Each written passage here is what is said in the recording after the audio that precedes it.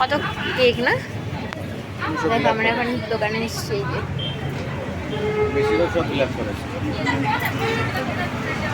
যাও যাও, কি নেবো? বড় বড় নেব? হ্যাঁ নীলের বড়টাই তো নিতে হবে। নাও। Hello everyone, good evening. আজকে সন্ধ্যেবেলা থেকে ব্লগটা শুরু করছি। সবাইকে জানাই পয়লা বৈশাখের অনেক অনেক অনেক শুভেচ্ছা। দিনটা সবার খুব ভালো কাটুক।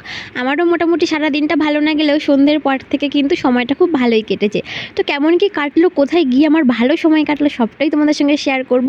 তোমরা এই ভিডিওটার মাধ্যমে সবটা জানতে পারবে। তো তোমরা ভিডিওটি স্কিপ না করে সম্পূর্ণটা দেখো।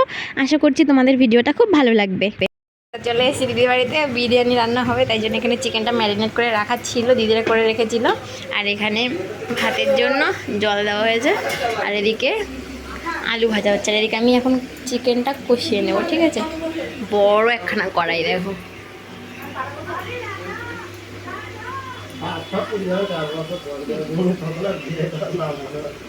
চিকেনটা রাখা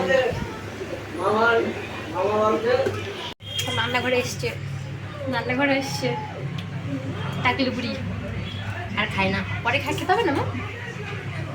তুই নাকি শশা খেয়েছিস আগে অনেকগুলো, তাই তাই পাখিটা রান্না হচ্ছে এদিকে।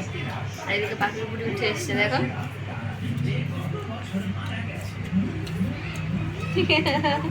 যাবি এই বাড়িতে আজকে?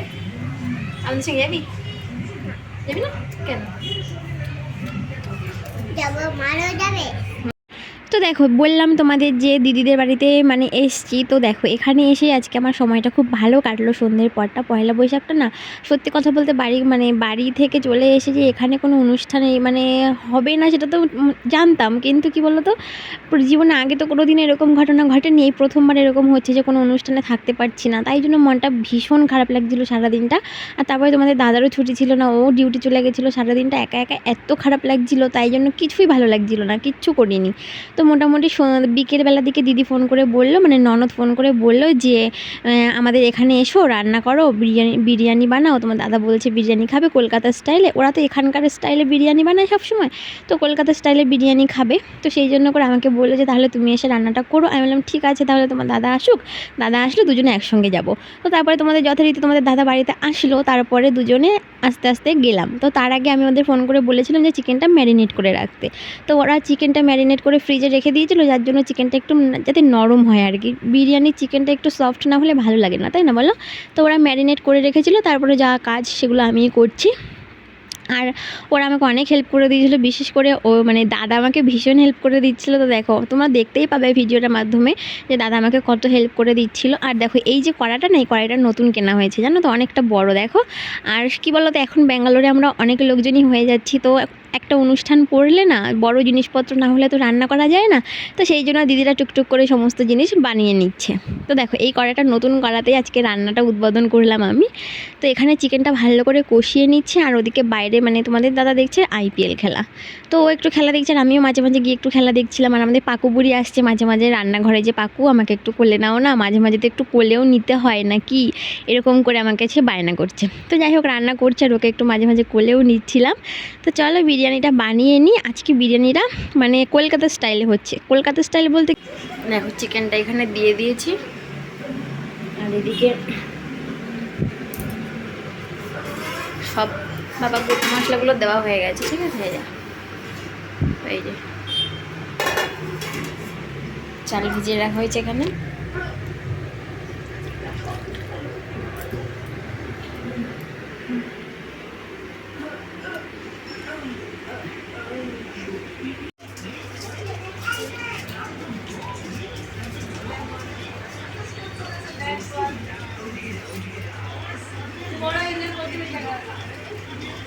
এই গামলায় ফ্যান ঝরানোটা একটু বেশি ঝামেলা, বলো? ফ্যান ঝরানোটা। তো তো দেখো মোটামুটি চিকেন কষানো হয়ে গেছে, রাইসটাও রেডি করা হয়েছে। চিকেনের কালারটা দেখে কিন্তু মানে ভীষণ ভালো লাগছিলো। তো টেস্টটি কেমন হয়েছে সেটা তো সবাই বিরিয়ানি খেয়ে তারপরে বলবে। তো দেখো এখন তো সব কিছু রেডি হয়ে গেছে, এখন লেয়ারিংটা করব বিরিয়ানি। লেয়ারিংটা কিন্তু মানে বেশি ইম্পর্টেন্ট। আর ওগুলো গিয়ে রাইসটা ঠিকঠাক করে রাইসটা যদি না বানাতে পারো তাহলে কিন্তু তোমার বিরিয়ানি একেবারেই ভালো হবে না। একটু শক্ত না তুললে রাইসটা না, তাহলে পরে কী বলো তো স্টিম দিতে গিয়ে নরম হয়ে যায়। আর এখানে দাদার আমি দুজনে লেয়ারিং মানে করছিলাম, দাদার আমি দুজনেই করলাম আর কি সম্পূর্ণ কাজটা। তো দেখো দুজনে এই যে লেয়ারিংটা করছি, আর এদিকে ভিডিওটা করে দিচ্ছিলো তোমাদের দাদা। তো দেখো এখানে চিকেনটা না সত্যি এত টেস্টি, আর মানে টেস্টি বলতে কি দেখতে এত ভালো লাগছিলো। আর সত্যি কথা বলতে আজকের বিরিয়ানিটা কিন্তু দারুণ হয়েছিল, জানো তো। আগে থেকে আমি বলে দিলাম তোমাদের, সত্যি মানে ওরা খেয়ে বলছে দারুণ হয়েছে, দারুণ মানে সত্যি ভীষণ ভালো হয়েছিল। এত ভালো হবে আমি বুঝতে পারিনি, সত্যি কথা ভীষণ ভালো হয়েছিল, খুব টেস্টি হয়েছিল। সমস্ত সব কিছুর পরিমাণ খুব ভালোই ছিল, ঠিকঠাকই ছিল। তো যখন আমি পরে ভিডিওটা এডিট করছি না, আমার সত্যি বিরিয়ানিটা খাওয়ার কথা মনে পড়ে যাচ্ছিল।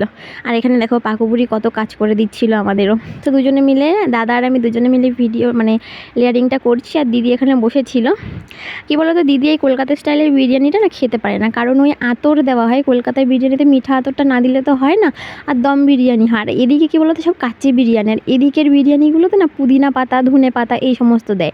এর আগে দাদা একদিন করেছিল পুদিনা পাতার বিরিয়ানি, সেটাও মোটামুটি ভালোই লেগেছিল। তবে দিদি একদম এই ঘি তারপরে আতরের গন্ধটা একেবারে নিতে পারে না। তো তাও বললো যে আজকে এসো একটু অল্প অল্প পরিমাণে দিয়ে বানাও। তো সেই জন্য এসে আমি কলকাতা স্টাইলের বিরিয়ানিটা বানানোর চেষ্টা করলাম। তো দেখা যাক, চলো তোমাদের সঙ্গেও শেয়ার করছি বিরিয়ানিটা কেমন হচ্ছে। আর এদিকে দেখো খেলা হচ্ছিল, IPL খেলা দেখছিলাম সবাই মিলে।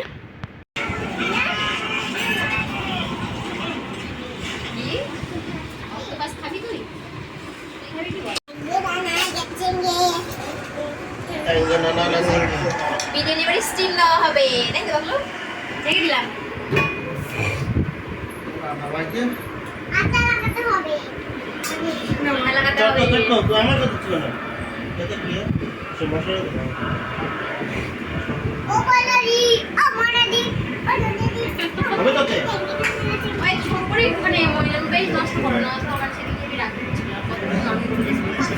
Contour pressure, Surya splits versus Tony walks out to bat. That's a good one. একদিন করে আমার ছুটি দিতে থাকতো, পুজোর সময় বোনাস না শুনতাম।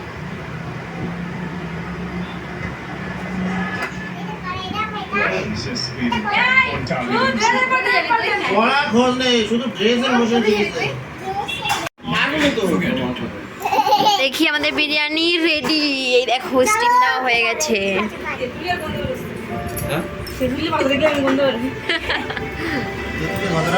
প্রচুর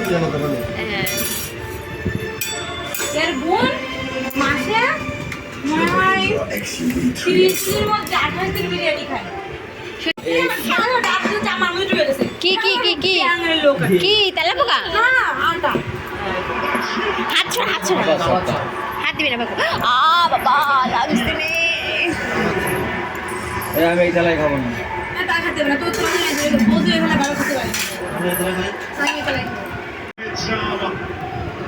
এরকম কালো হলে ঠিক আছে, বেশি হলুদ হলুদ হলে না ভালো লাগে না।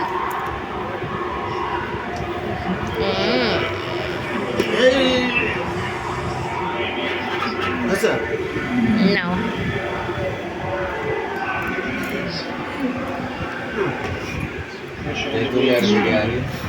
দেখো এবারে কিরম কি হয়েছে জানি না। খেলাম তেঁতুলিয়া বিরিয়ানি, তা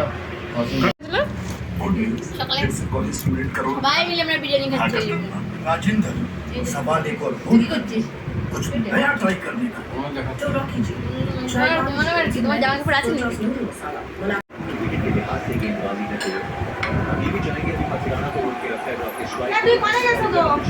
স্প্রাইট খেয়ে যাও।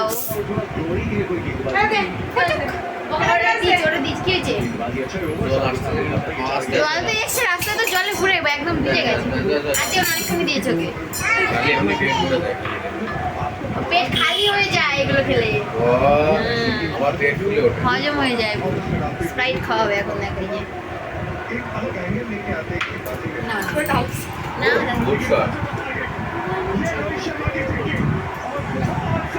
তুমি খাবে? আর এদিকে আমরা আইপিএল দেখছি। আইপিএল দেখাতে দাও ওদা। রে বাবা কাপে কাপ সে আমার বাপ পেয়েছে।